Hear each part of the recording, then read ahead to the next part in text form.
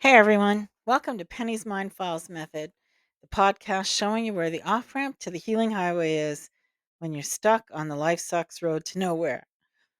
I hope everyone had a wonderful Christmas holiday season, and I hope you're looking forward to the new year. The beginning of a new year is a fantastic time to start learning how to see the painful things from your past in a little different light. Now, remember, the healing highway isn't a straight road. It's got lots of curves and little hills and super steep mountain climbs, but the scenery along the way you're going to discover is beautiful. Like all roadways, there are lots of off ramps that will lead us to specific emotional and psychological destinations, and those little pit stops will give us the opportunity to review, reassess, and hopefully even resolve some of our most problematic mind files. For those of us who grew up in dysfunctional homes and suffered emotional abuse and maybe even physical abuse, the mind files we created at the time have become extremely rigid. And reviewing the contents of those mind files is going to take a lot of courage because it's not easy to see those narratives within them from a new lens. And it's even harder to accept a different perspective when you've held on to a specific one for many years. You have to be ready to heal those wounds. But you know what? If you're ready, it will happen. I encourage you to start a journal and to write about your thoughts and reactions after or even during an episode. You might need to listen to an episode more than once, and that's okay. Listen as many times as you need because sometimes you have to ponder a new perspective and then go back to the source, review the context, and see if you understood it properly. Now, if you're just joining this podcast and are unfamiliar with how the Mind Files process works, you might want to go back and listen to episode 2 so that when we're digging into these specific mind files, it makes sense. Okay, so let's get started with a specific mind file. The first one we're going to look at is the one that deals with accomplishment. When this file was created, it would have been at the end of a task that you tried and achieved, and was celebrated by somebody important to you, like your mom or your dad or another caregiver. The original file might have been labeled, I can do this. It would have had an emotional filter that represented your willingness to try, attached to that I can do this narrative. So we're going to use light green as the color of the emotional filter for being willing. The first time you attempted to do something you didn't know that you could do, whatever it was you were attempting to do, but you were willing to try. So that's light green. Let's say, for example, you're learning how to feed yourself. So you're given a utensil, probably a spoon, and you're trying to manage putting that food on the spoon, holding it steady, and then getting it in your mouth without dropping it all over the place. This example might seem silly to you now, but at the time, that very first time, when you didn't know that you could load the spoon with food and get it into your mouth, you didn't worry about failing. You just tried and then succeeded. It might have taken a few tries, but eventually you figured out how to get that spoon of food into your mouth. And whoever was in charge of feeding you, your mom or some other caregiver, they celebrated the fact that now you can feed yourself. This is a big deal for you and for whoever was feeding you for different reasons, but a big deal nonetheless. Now, this mind file is an important mind file because this is the first time you realized independence. Now, again, notice how there isn't a big thought process about whether you could get the food into your mouth. There was just a willingness to try and to keep trying until you succeeded. Now, the second time that you fed yourself and your caregiver celebrated your victory, you would have added another emotional filter representing how good it feels to be celebrated for your success. We're going to say this emotional filter is pale green. So now you have a medium green and a pale green filter together in that file that says, I can do this. So the overall energy or the frequency of this file is positive. So the entire mind file is going to be housed in your love cabinet.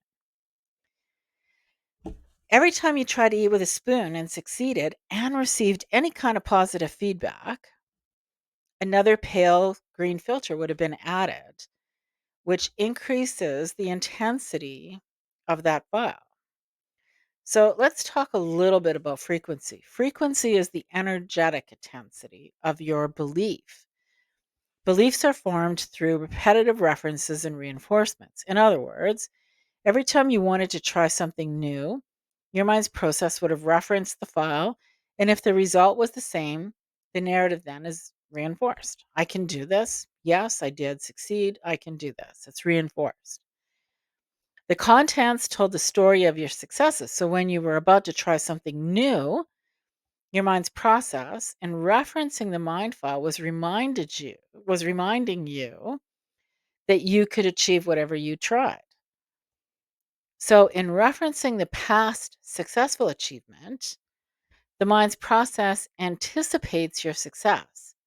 That's the expectation I talked about in episode 4.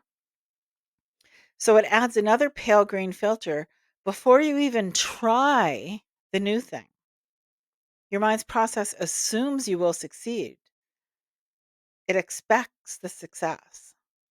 Then when you try the new thing and succeed again, the file is reinforced. Yep, I did it. I can do this. And it gets another pale green filter, increasing the overall intensity and frequency. So the reference reinforced the belief and the accomplishment reinforced it. So it's a double whammy. So every time your mind's process goes looking inside the files of your filing cabinets, like when it goes in those files, it's a it when it peeks in, it puts another emotional filter in, and then when you uh, achieve again, it adds another one. So the truth of any given mind file is the accumulated total of energetic frequency from the total number of emotional filters attached to the narrative or narratives. Maybe you embellished the original story and made it better than just I can do this. So in this case, the I can do this mind file now has an overall positive frequency validated by whoever it was that celebrated all those victories and however many times it's happened. Now, let's say you've tried and succeeded to feed yourself for 2 years. How many filters are attached to narratives in that file? Like, think about that. There's a lot. Every success may have not been celebrated by somebody else, but it certainly was celebrated by you. So, really think about this. This is important that you get this. Each time your mind's process references a file, it assumes it recognizes the energy and multiplies it. Then, when you tried and succeeded again, another pale green filter went into the I can do this mind file. So, in total, 2 pale green filters were added. So, the intensity increases in any given file very quickly. But then, somewhere along the way, you would have tried something and failed. Initially, your mind's process would have been shocked because up until that point, failure wasn't even an option. But one failure for however many successes were in there, well, it's wiped out. It doesn't matter. For most people, failure won't even become a thing until you start school. But of course, there would have been times when before you started school where you tried something and failed.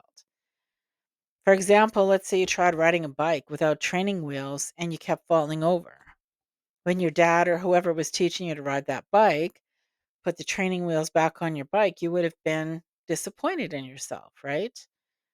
Disappointment is represented by a medium blue filter, and it holds a lower frequency than the green ones. We might in a future show get into that actual frequencies, like the numbers, but for now we're just going to stick with positive and negative. So every time you tried to ride your bike without those training wheels and fell, you would have added another medium blue filter representing the disappointment to that file. But when you finally did ride your bike without those training wheels, you would have added another pale green filter. So it's the number of green colored filters, which represent success and are vibrating at a higher frequency, that determine the overall frequency of that mind file. So even if you failed, say, 10 times, but you had 200 successes in that file, the failures aren't enough to shift the overall energy of that file. It would remain positive.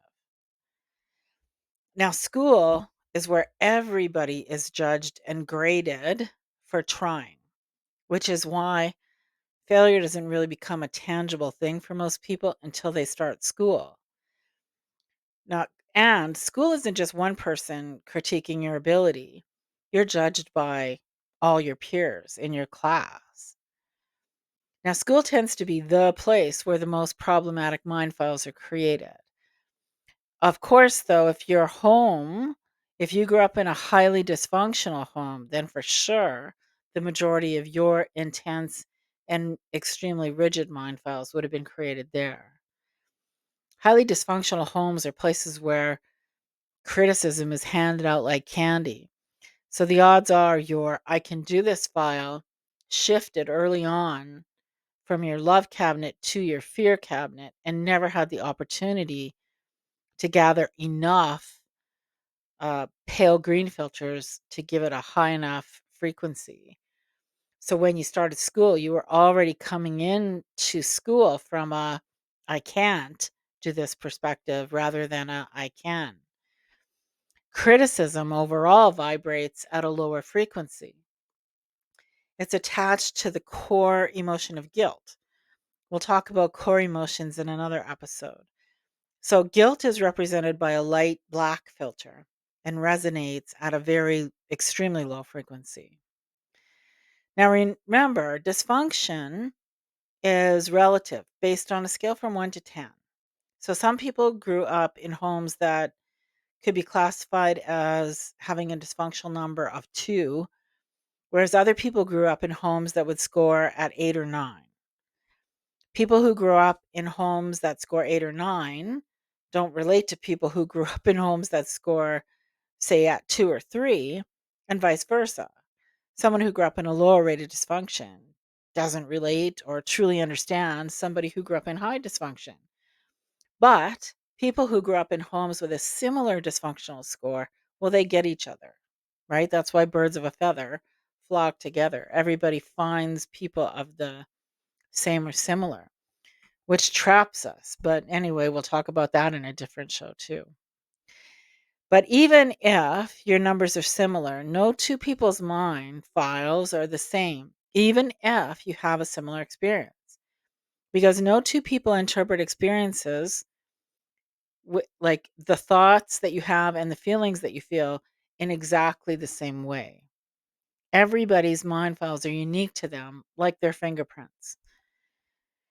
So, for example, suppose a person who grew up in a dysfunctional home rated at 2 was dumped by the love of their life. The narrative that they're going to create about that event is going to be very different than somebody who grew up in a home rated at, say, 7, 8, or 9. Why? Because the person who grew up in high levels of dysfunction has no sense of self worth to begin with, and being dumped wouldn't have had the same emotional impact. But the person who grew up in a lower dysfunction definitely had some level of self worth. So when they got dumped, the emotions and how they interpreted that event, the emotions would have had a higher intensity. Now let's look at a different example here. Let's say somebody grew up in a home where they were told how awesome they were, that they could achieve anything that they set their mind to, and they rarely received any criticism, if any. That sounds like somebody who was raised with a lot of support, right? And I bet you think that their I can do this file is definitely vibrating at a high positive frequency housed in their love cabinet, right? Maybe. Let's take a deeper look. Sometimes what seems to be one thing turns out to be something completely different. So, people who are at the receiving end of a lot of criticism and who are held back because of that tend to think that going in the opposite direction will achieve the desired result. Chronic criticism is behind a person's tendency to doubt themselves, and it is destructive to one's sense of worth. But no criticism isn't good either because nobody's perfect.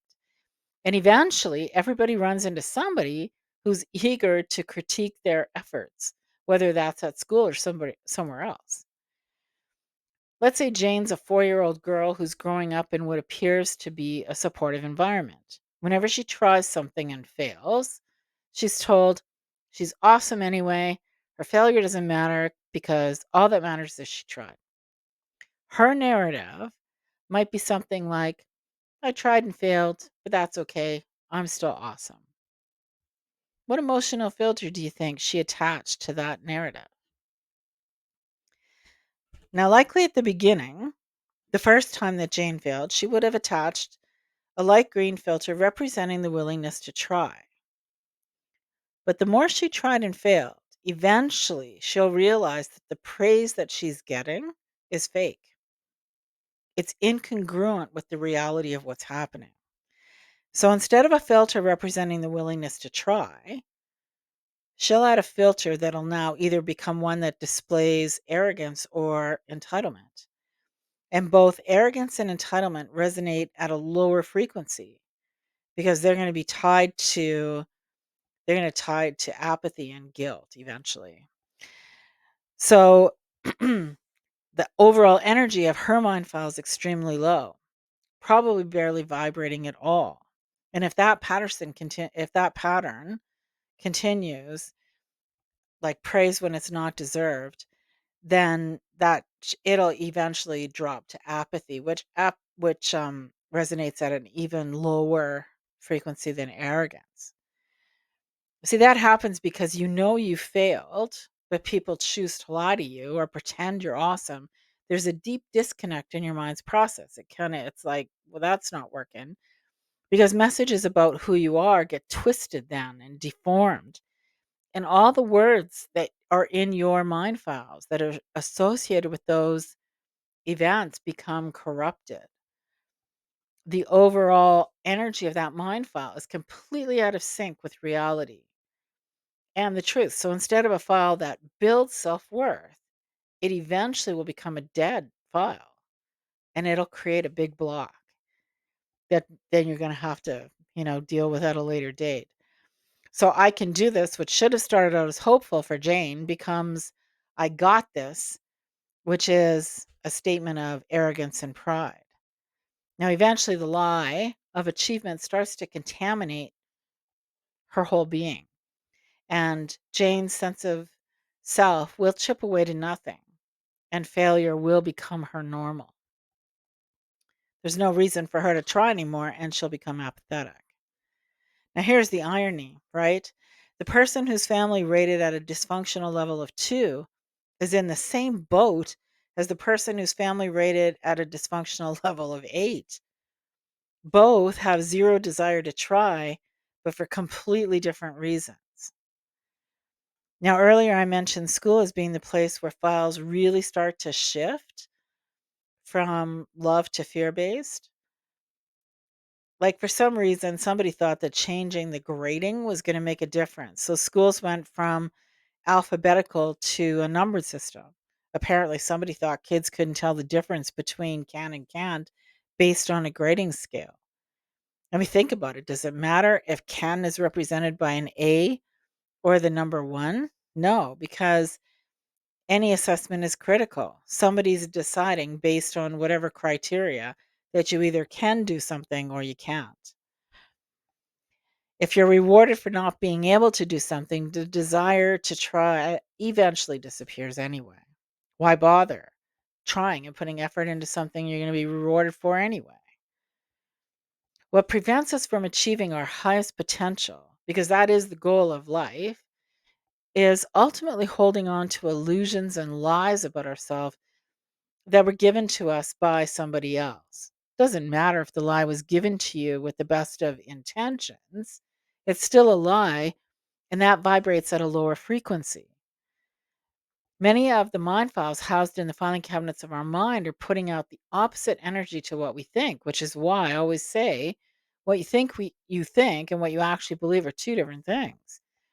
The universe, this field of energy that surrounds us and cooperates and co-creates with us, it reads the true energy of the file, not what you think the file says. And it gives us more experiences to equal that energy. So if you're not getting back what you expect out of life, then you're going to have to intentionally shift that energy. The more we dig into specific mind files and review and reassess them, the easier it'll be to determine the root emotion, the beliefs, and the overall frequency. So I encourage you to keep coming back. Listening doesn't cost you anything other than time. So that's it for today. I hope you heard something here that can help you help yourself. Reach out and let me know what you think. Leave a comment on YouTube or reach out to me through my website. Find me on social media.